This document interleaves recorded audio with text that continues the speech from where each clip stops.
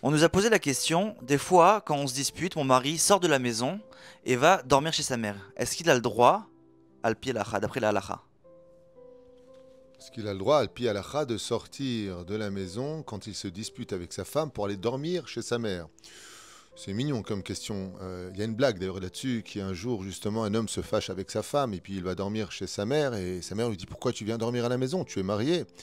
Et à ce moment-là, elle lui dit parce que je suis fâché avec ma femme et je viens de lui donner une leçon pour qu'elle réalise que dans la vie rien n'est un acquis et qu'elle peut me perdre. Et sa mère lui dit mais c'est pas comme ça qu'on punit sa femme, c'est moi qui viens dormir chez toi. Bon, ça c'est la blague, mais ça répond aussi un peu à la question. C'est-à-dire que y a pas, je n'ai pas de souvenir, en tout cas dans les halachot, dans les lois juives, qu'il y aura un interdit ou pas un interdit. Par contre, il y a un savoir-vivre.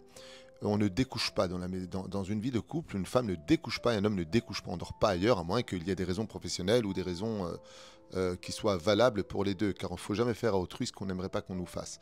Ce qui fait que si la personne, en fin de compte, eh bien, prend l'initiative de sortir de la maison parce qu'il est fâché et que ça atteint une limite qui pourrait risquer, je dis bien qu'il pourrait risquer d'en arriver à une violence physique, il est préférable qu'il sorte. C'est-à-dire que si le fait d'aller chez sa mère, c'est une thérapie, alors c'est préférable, même de façon psychologique, pour lui de partir.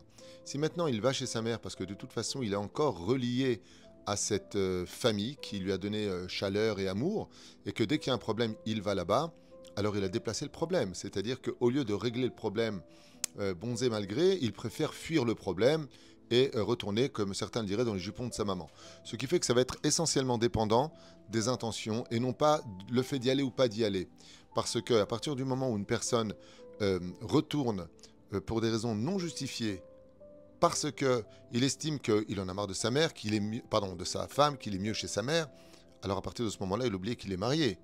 Comme la Torah le dit, Yaazov ish et aviv et timo veitbak beishto veiyu lebasar echad. À partir du moment où tu te maries, eh bien, tu adhères à ta femme et tu t'éloignes de tes parents pour construire ta propre famille, tout en gardant le respect des parents. Donc ça, c'est la première réponse. La deuxième, qui est dramatique, et je pense que c'est certainement un sujet qui nous concerne tous, c'est que quand on a des conflits dans le couple, il est impératif d'éviter, par tous les moyens, de mêler la famille à cela. Pourquoi? Parce que quand le fils ou même la fille en viendrait à venir avec sa valise, ou même pour une nuit dormir, pour bien spécifier qu'elle est séparée momentanément ou qu'il est séparé de sa femme, on tient la famille au courant, tout le monde va en parler. Qu'est-ce qui se passe? Il y a de l'huile sur le feu, ça y est, qu'est-ce qui vous arrive? Dis-moi toute la vérité. Et malheureusement, j'ai vraiment malheureusement, ce qui va se passer, c'est que la personne donc, qui a fait le pas de quitter chez lui, même pour une seule nuit, va épancher son cœur et dire la femme que j'ai épousée, elle est comme ceci, puis elle est comme cela, puis elle est comme ceci et comme cela, ou le contraire, la femme va parler de son mari comme étant un homme égocentrique, égoïste, inintéressant. Mais le problème qui se passe, c'est que ils ont oublié qu'il y a un avenir, il y a un lendemain à tout ça, et que ça va s'arranger. Ça va s'arranger peut-être pour eux, mais par contre les parents, ils ont une très mauvaise image. Très très mauvaise image. Parce que maintenant qu'ils ont vu leur enfant qu'ils aiment, en qui ils ont fait confiance en cette nouvelle personne qui est rentrée dans la famille, il y a une étiquette qui se pose, et quand tout se sera arrangé pour eux, dans le cœur des parents ou dans le cœur de la famille, il sera toujours préjugé à cause de cette erreur commise. Comme le proverbe le dit, on lave toujours son linge sale en famille.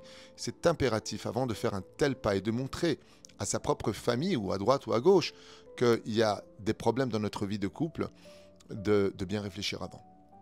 Il est préférable d'aller dormir chez un copain éventuellement. Il est préférable de rester dans sa voiture à la limite que de retourner chez ses parents. Une fois, ma mère m'a raconté que dans ses péripéties, elle s'est mariée très très jeune en Tunisie. Et il y a une petite dispute qui a explosé entre mon père et ma mère. Elle était très très jeune, je crois qu'elle avait 14-15 ans. Et elle est retournée chez sa mère et elle a tapé à la porte. Et ma mère, elle lui a dit, là, ma fille, tu es mariée, tu retournes chez ton mari. Euh, C'était une belle époque. Je veux dire pourquoi? Parce qu'aujourd'hui, malheureusement, on n'attend même pas que le couple vienne taper à la porte. On dit déjà, la maison est grande ouverte, tu n'es pas en solde, tu n'as pas à te prendre la tête, il n'y a pas de mise à souffrir. On ne propulse plus les gens à vivre pour leur bonheur ou se battre pour leur bonheur. Et c'est une erreur. Moi, je pense que le devoir des parents, c'est d'intervenir quand vraiment il n'y a plus rien à faire et que vraiment les deux demandent l'aide dans ce genre de cas. Mais malheureusement, je peux t'affirmer que dans mon travail que je vis depuis 30 ans, Il y a un changement aujourd'hui où les parents s'investissent un peu trop dans la vie des couples, avant même qu'on leur demande de l'aide, et apportent leur avis alors qu'on leur a rien demandé. Et ce qui en résulte, c'est qu'au lieu de dire à ces jeunes couples comment ils devraient réussir leur vie, montre-leur d'abord comment toi tu as réussi la tienne. Il faut faire très attention à tout ça. Donc, si tu poses la question à Al-Pi Halakha, est-ce qu'il a le droit de le faire ou pas, j'ai pas de souvenir qu'il y ait une halakha qui dise oui ou qui dise non. Ça dépendra du pourquoi il est parti.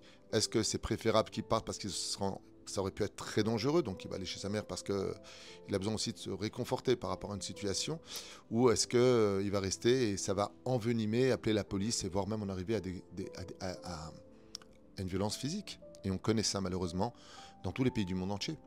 Moi, c'est ce que je conseille quand tu vois une situation qui devient houleuse de plus en plus et qu'il y a un manque de contrôle. Je conseille vivement de sortir de la maison, d'aller faire un tour 1 heure ou 2 et de revenir Bezrat Hashem pour mieux se retrouver.